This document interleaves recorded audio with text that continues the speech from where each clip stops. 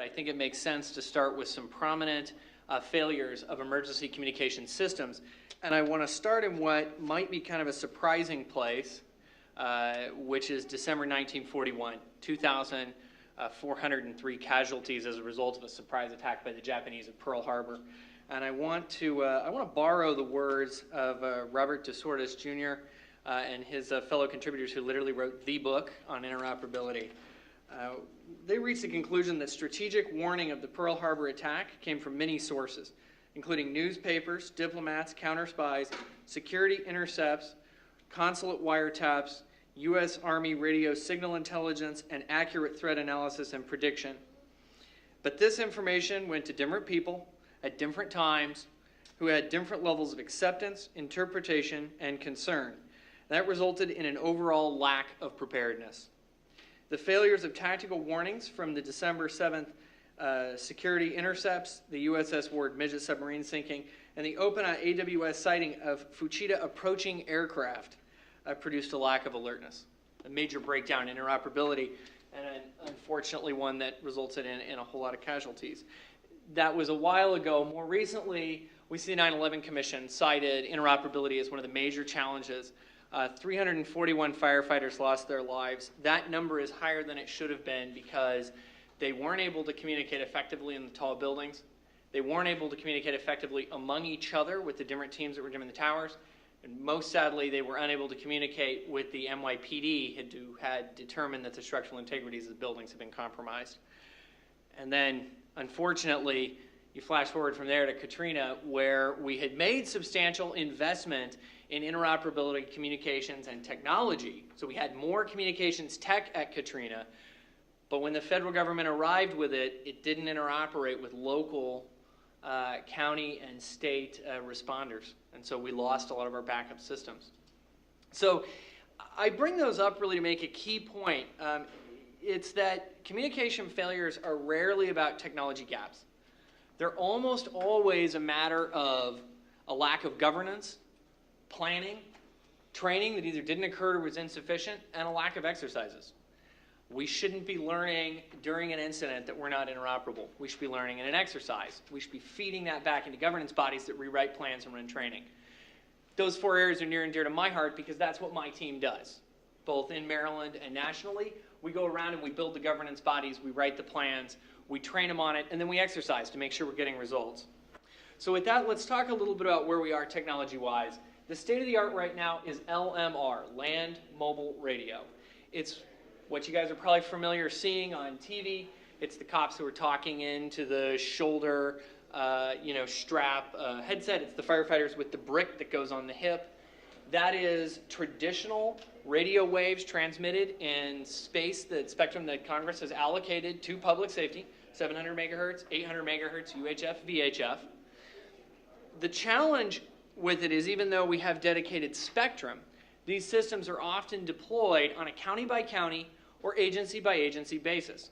So within a given state, you could have a score or multiple dozen different LMR radio systems. And when we have an incident like 9/11 or something a little closer to home like the DC earthquake or a school shooting, and we have federal assets showing up, county assets showing up, and state assets showing up, and they're all bringing with them equipment on their own systems, it's hard to get those systems to operate. That's what our team does. We come in and help people organize. So the first step is to get all of your radio owners, all the people who rely on these communication systems every day in the same room and get them talking about how, should we have to respond together, we're going to make these systems work.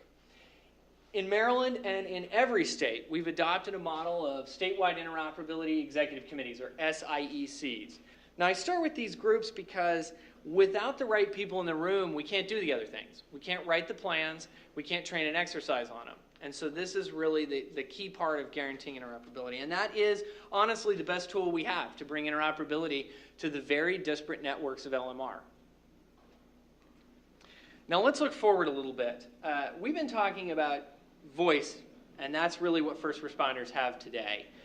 But all of us in our pockets or purses have a communications device that we use all the time. In fact, some of us are probably using it right now. We rarely use that for voice anymore, right? I mean, we're using it to get email, text, video, Twitter, we're out there getting data. It's a data-rich world. And the average person is pushing a lot more data out and communicating a lot more with data than they are with voice. That is not the case with first responders.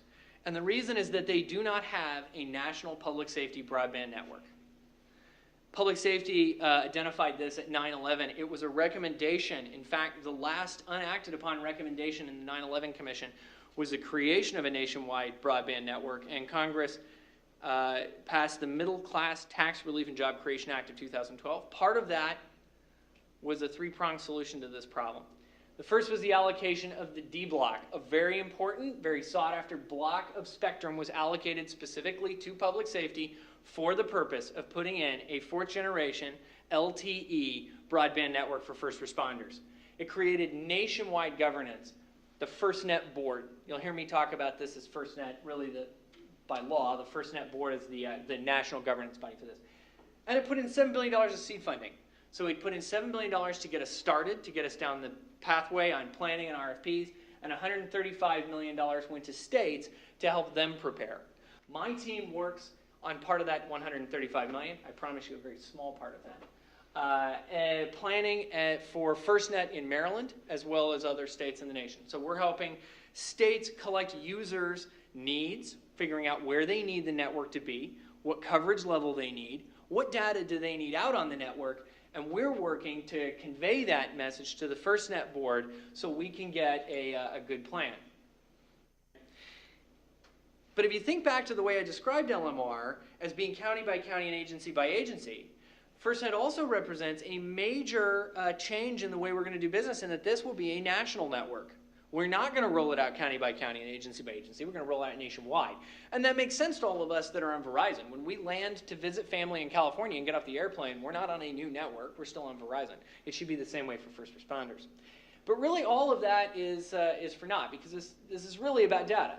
That's what the network is about. It's really about data.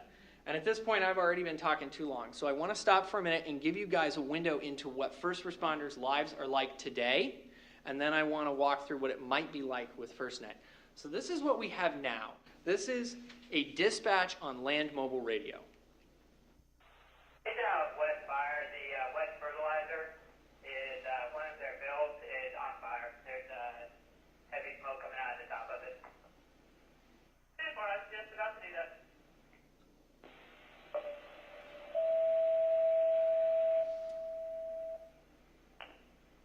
West Fire. We usually respond to West Fertilizer plant. They have a fire out there again. West Fire out to West Fertilizer plant. So I want you to put yourself in the shoes of the first responder who's heard this. That volunteer fire tone, for those that may not be familiar with the way volunteer fire crews work, is a community-wide signal for the volunteer firefighters to leave their houses and return to the firehouse to get on the apparatus to respond to a fire. This is the information they'll have. They'll have the information coming out on their land mobile radio system. Now I want to flash forward to what we can get with FirstNet. I want you to think about, as you're rolling to that scene, how much better it would be to have this package of intelligence. So one of the things we can get is video. A little bit more serious. But it's not just video, and it isn't just social media, it's the mapping.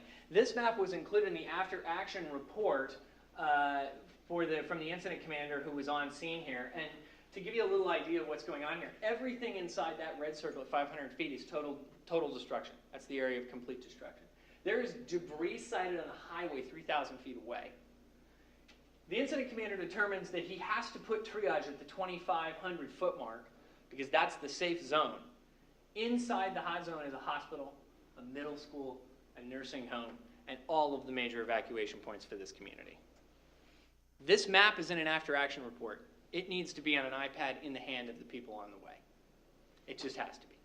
If you're responding for another county, you may not know where their nursing home is. You may not know where their high school is, and you may not know where to go to get to the triage center. And then there's all those things we already do really well, but we could do even better. We have material safety data sheets. We know this is an ammonium nitrate explosion. It's at a fertilizer plant. So we know we can get that, but we can't get it digitally. We need to be able to get it digitally. And then there's the on-scene response. This is a row of apartment homes that was next to that nursing home in the red zone of complete destruction. We can see it. Unfortunately, the people and the responders working at fire truck cannot see this because they do not have a live data feed. Imagine what they could do with a live data feed that they could annotate. I mean, you can imagine how much faster and better this response would be. And so really, in the near future, we should have FirstNet up and running, and that's going to be able to make us a whole lot better. I mean, it really is a much, data is critical. Now let's think about this in a FirstNet world. We also need to know about another project, a very important project called NG911, Next Generation 911. That project, boiled down to its core, is the effort to digitize our public safety answering points so that they can accept inputs from more than just voice calls, but also inputs digitally. So unfortunately, one thing those things can't do is stop car accidents. We're still going to have those. But now when we have a car accident or an incident of any type, we're going to begin to receive streams of data. We can get cabin safety data to know if the airbags went off, injury estimates. We can pull from social media, those videos we saw. We also will have the ability to text and send pictures to 911. Aside from the fact that pictures, a picture's worth 1,000 words, texting to 911 is what most wireless users say in surveys that's what they'd like to use to communicate with 911. But it isn't just about the fact that we have a young generation that prefers texting to calling. It's also an accessibility issue for those members of our community that have a difficulty placing a standard voice call. Text message is an important way to get information from them. And so that's NG911. It's bringing that information in to what we used to call a telecommunicator, but I think we're going to grow to think of as a 911 analyst, a situation analyst that's looking at all this data. It'll be their role, a very challenging role, I will give you, to organize that information and push it out over FirstNet in data streams to our first responders. Okay, so now you can see we're no longer relying on those radio communications. We have them. Those networks will not go away. We will continue to rely on those. This is a belts and suspenders crowd in first response for good reason.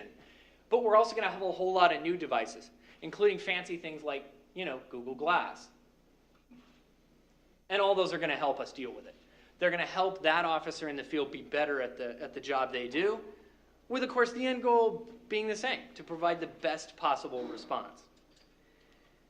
So I want to return, I know I'm short on time, I want to return very quickly to the key points, because we just got really technical, and I think the map that was up there with the data streams, aside from colorful, can also be a little complicated. It isn't about the technology. It's very rarely about the technology. It's about getting the right people together in governance bodies to design these networks to make sure they meet the needs. It's about planning. When we think about the transition from telecommunicator to analyst, when we think about the transition from a law enforcement officer who's used to talking here and now has a screen of information, we're going to have to plan how they're going to deal with that. It's going to be a major change, and it's going to change the way we train. We're going to have to train on it differently. We're going to have to exercise it, because if we want to get the most out of all those data streams, we're going to have to really learn by doing. And that's what my team is in the field doing right now. We're putting together the governance structures to handle data. We're retooling Maryland and other states' governance bodies to deal with data and talk about data. And we're in the field meeting with first responders every day to talk about what kind of data do they want? How will they operationalize